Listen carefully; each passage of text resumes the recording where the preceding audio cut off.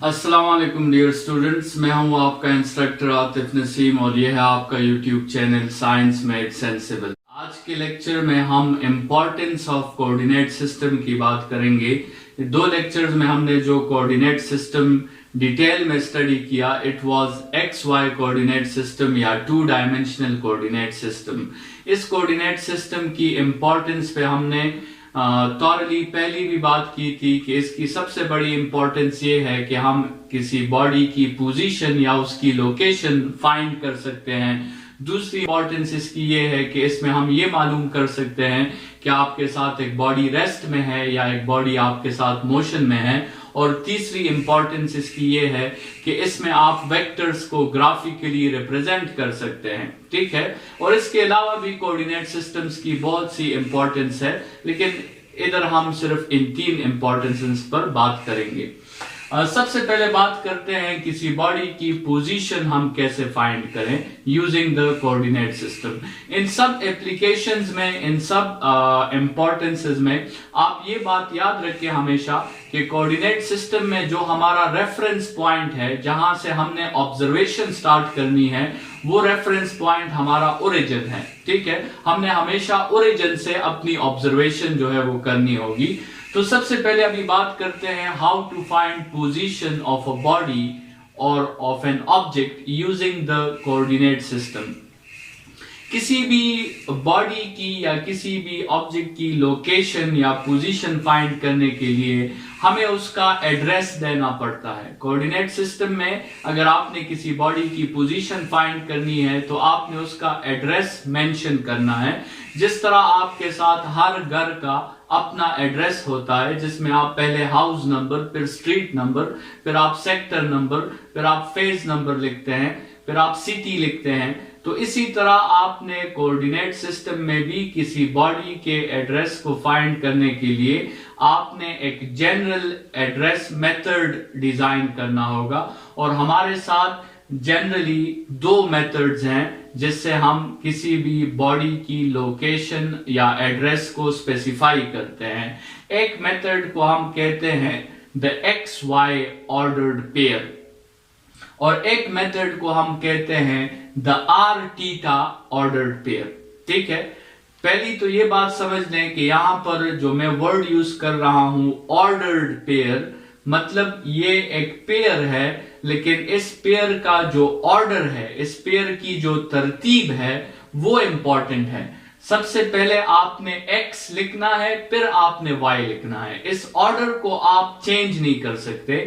इसी तरह सबसे पहले इस दूसरे मेथड में आपने r की वैल्यू लिखनी है, फिर आपने थीटा की वैल्यू लिखनी है। इस ऑर्डर को भी आप चेंज नहीं कर सकते। सो इसका मतलब ये हुआ कि दीज आर ऑर्डर्ड पेयर्स, इनकी तरतीब जरूरी है, ठीक है। तो पहला ऑर्डर पेयर जो है that is called x, y और इस ऑर्डर्ड पेयर को हम रेक्टेंगुलर कोऑर्डिनेट्स कहते हैं। और ये दूसरा जो आपके साथ ऑर्डर्ड पेयर है that is r, theta and this r, theta are called polar coordinates. तो किसी भी ऑब्जेक्ट के दो तरीकों के एड्रेसेस हो सकते हैं। एक तो उसका रेक्टेंगुलर एड्रेस हो सकता है, दूसरा उसका पोलर एड्रेस हो सकता है। फर्ज करें ये आपके साथ एक बॉडी है x, y, तो ओरिजिन से इस बॉडी तक पहुंचने के लिए आप दो मेथड्स इस्तेमाल कर सकते हैं। पहला मेथड आपके साथ है, लेट्स सपोज अगर ये x, y आपके साथ इक्वल है 3, 4 के, मतलब x की वैल्यू आपके साथ 3 है और y की वैल्यू आपके साथ 4 है।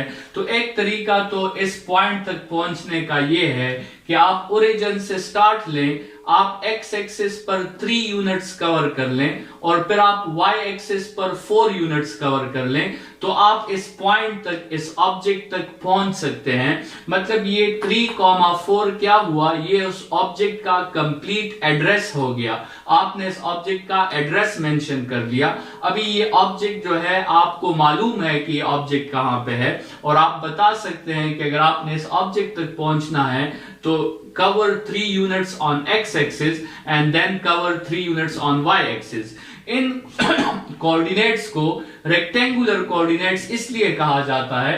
रेक्टेंगल जो है रेक्टेंगुलर जो वर्ड है ये रेक्टेंगल से निकला है, और रेक्टेंगल का आपको पता है कि उसका हर एंगल 90 होता है, और यहां पर x और y में भी अगर आप देखें तो x और y में आपके साथ एंगल जो है वो 90 है, इसलिए इन कोऑर्डिनेट्स को हम रेक्टेंगुलर कोऑर्डिनेट्स कहते हैं।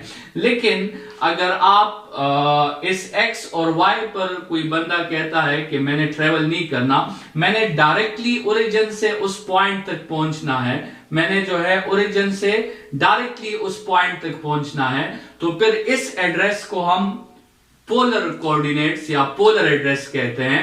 और आप आसानी से अपने लिए जो है यहां पर r की वैल्यू फाइंड कर सकते हैं। वो r की वैल्यू आपके साथ पाइथागोरस थ्योरम से आप r की वैल्यू फाइंड कर सकते हैं। इट वुड बी 5, क्योंकि 3 square plus 4 square under the root से आपके साथ 5 आता है। ये एक राइट एंगल ट्राइंगल है और इस पे आप पाइथागोरस थ्योरम अप्लाई कर सकते हैं, और आप अपने लिए एंगल भी फाइंड कर सकते हैं। मेरे ख्याल से ये एंगल आपके साथ 30 डिग्रीज का होगा।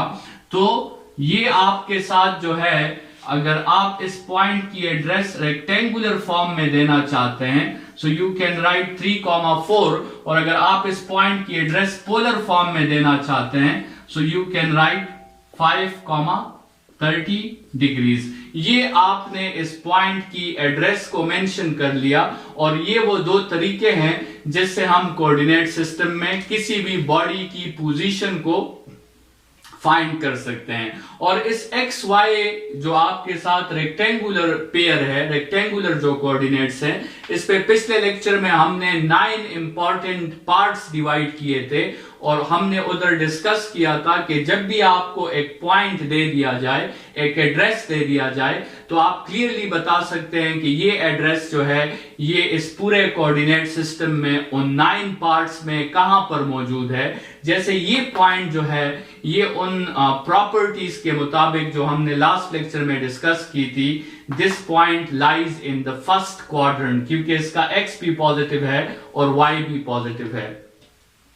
दूसरा एप्लीकेशन आपके साथ था कि हम इस कोऑर्डिनेट सिस्टम के हेल्प से स्टेट ऑफ द बॉडी जो है वो फाइंड कर सकते हैं। स्टेट ऑफ द बॉडी ये है कि आप ये मालूम कर सकते हैं कि कोई बॉडी रेस्ट में है या मोशन में है। अभी लेट्स सपोज आपके साथ एक बॉडी है जिसकी एड्रेस है 6,9, और एक ऑब्जर्वर ओरिजिन से इस बॉडी को कॉन्स्टेंटली ऑब्जर्व कर रहा है, लेट्स सपोज फॉर 10 मिनट्स, ठीक है। और इस 10 मिनट्स की ऑब्जर्वेशन ने ऑब्जर्वर ने ये ऑब्जर्व किया कि ये बॉडी जो है अपनी पोजीशन को, अपने कोऑर्डिनेट्स को चेंज नहीं कर रही। तो इसका मतलब ये होगा कि ये बॉडी आपके साथ for through out those 10 minutes ये बॉडी आपके साथ रेस्ट में है। लेकिन एक दूसरे एग्जाम्पल में एक ऑब्जर्वर एक बॉडी को जज कर रहा है, और उसकी पहली कोऑर्डिनेट 6,9 थी, और फिर थोड़ी देर बाद उसके कोऑर्डिनेट्स 10,9 हो गए।